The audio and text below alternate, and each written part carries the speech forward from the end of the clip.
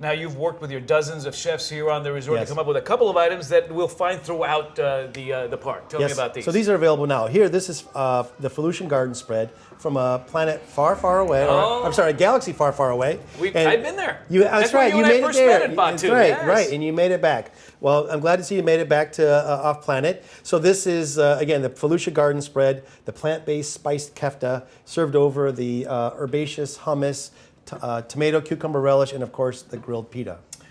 This is actually served right here. So this is the potato flautas here on the brunch menu at Lamplight Lounge at Disney California Adventure. It's filled with soft potatoes and it's topped with this plant-based soy chorizo. And notice that I mentioned the words plant-based because to meet the criteria of plant-based, it has no animal meat whatsoever, no dairy, no eggs, and absolutely no honey. All right, so even though you're limiting yourself there, you're bringing in fruits and vegetables, seeds, legumes, grains. Yeah. Right. This looks really good to me. I might dig in on here. Now, a little tofu on this, huh? Yes, this is the Rango salad. This is inspired by the tiki god of agriculture, Rango. This dish is featured over at the Tangaroa Terrace Tropical Bar and Grill. Marinated tofu, edamame, and there's a couple of interesting ingredients in there I think you'll pick out. There's green papaya and the Cape gooseberries, that little sweet tart, something you don't often see on a menu.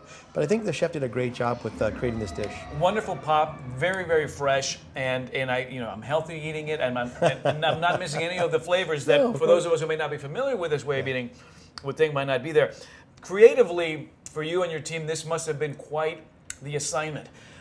Clearly you succeeded, but this must be kind of an exciting thing for you to do now, venture into this, as you said, by really pushing the pedal all the way down. Well, as chefs, we are always evolving. And part of that also evolution is that we're always listening to our guest. So we're both educating each other on how we can move together forward. And certainly our chefs are realizing that there's a way to lean more into plant-based ingredients. There's a way to lean more into items that have just as much flavor, just as much storytelling, and certainly just as much memories and craveability. Indeed. I know you work very closely with a team of dietitians and experts in the field that I know are happy to know that people are eating healthier now and still getting exactly what they want when they're ordering a meal at any Disney park. All right. Absolutely. Thanks very much, Chef. Great. Thank you.